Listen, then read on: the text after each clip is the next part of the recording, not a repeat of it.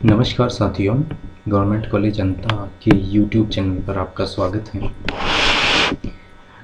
हम बात करेंगे आज BSc part third quantum mechanics and spectroscopy के एक टॉपिक जो ज़मीन में है, प्रकाश विद्युत प्रभाव।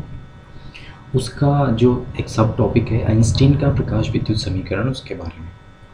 इससे पहले के वीडियोज़ में हमने बात की थी प्रकाश विद्युत प्रभाव क्या होता है, उसके प्रायोगिक परिणाम क्या थे, तथा चिरसम्मत भौतिकी सिद्धांत, चिरसम्मत तरंग सिद्धांत प्रकाश विद्युत प्रभाव के परिणामों को समझाने में किस प्रकार असफल रहा, तथा धातुओं में कार्यफलन की कंसेप्ट क्या है, ये हमने पिछले वीडियोज़ में समझी थी। अब चिरसम्मत तरंग सिद्धांत प्रकाश विद्युत प्रभाव को समझाने में पूर्णतया असफल हो गया। किसी भी एक्सपेरिमेंटल रिजल्ट को तरंग सिद्धांत, चिरसम्मत तरंग सिद्धांत समझाने में पूर्णतया असफल हुआ, फेल हो गया। उसके बाद आइंस्टीन ने प्लांक के क्वांटम सिद्धांत को लेकर अपनी एक थ्योरी दी और उससे प्रकाश विद्युत प्रभाव को समझाने में सफलता अर्जित की। इसके लिए आइंस्टीन को नोबेल प्राइज़ भी मिला था। ये बात सन 1905 की है। तो यहाँ पर हम बात करेंगे कि आइंस्टीन ने क्वांटम सिद्धांत को किस प्रकार से प्रकाश विद्युत प्रभाव पर लागू किया। तो आइंस्टीन के अनुसार जब प्रकाश धातु पृष्ठ पर डाला जाता है तो वास्तव में उस प्रकाश के फोटोन जो है वो प्रकाश के रूप में धातु पृष्ठ पर डाले जा रहे हैं। अब प्रत्येक फोटोन के पास h न्यू ऊर्जा मौजूद है। तो मान लीजिए एक फोटोन जो h न्यू ऊर्जा का है वो धातु पृष्ठ पर डाला गया है, तब वो फोटोन अपनी संपूर्ण ऊर्जा धातु पृष्ठ के अंदर मौजूद इलेक्ट्रॉन को दे देगा। अब इलेक्ट्रॉन के पास h न्यू ऊर्जा है।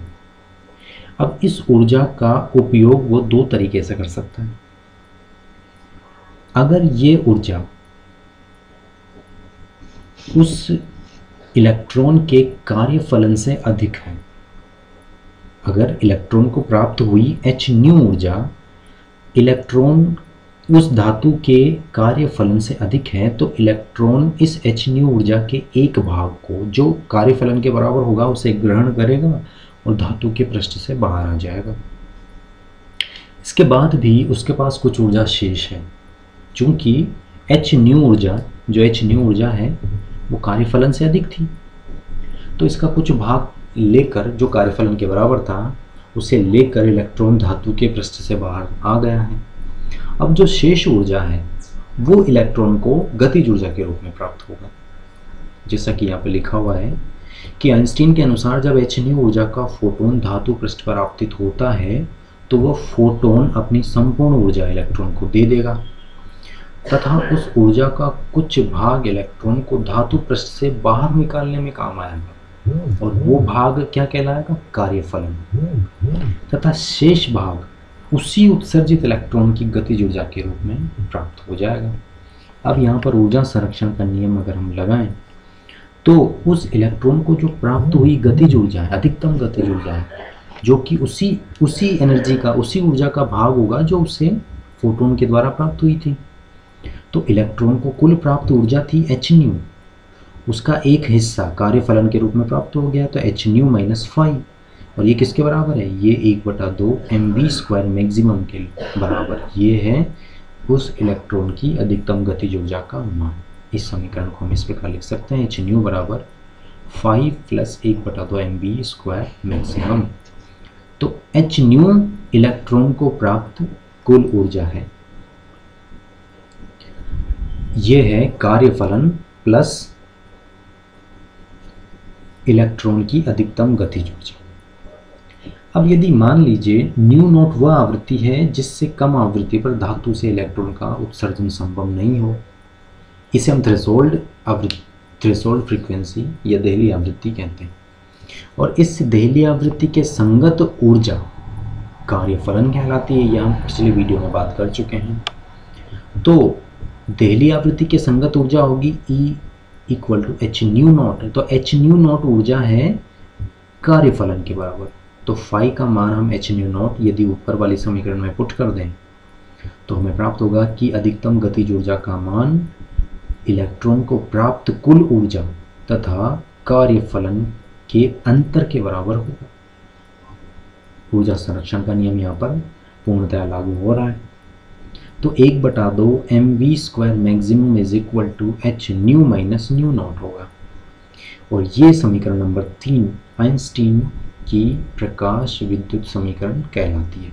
इस समीकरण के द्वारा और ऊर्जा संरक्षण नियम के द्वारा हम आराम से ये समझ सकते हैं कि प्रकाश विद्युत प्रभाव क्यों होता है, देहली आवृत्ति क्या होती है, देहली आवृत्ति की कंसेप्ट यहाँ पर क्यों लागू की गई है। ये चीज़ हम आसानी से समझ सकते हैं कि इलेक्ट्रॉन ने फोटोन की टोटल एनर्जी एच न्यू को प्राप्त किया, उसका कुछ भाग जो कि कार्यफलन के बराबर था उसे प्राप्त किया और धातु पृष्ठ से बाहर आया।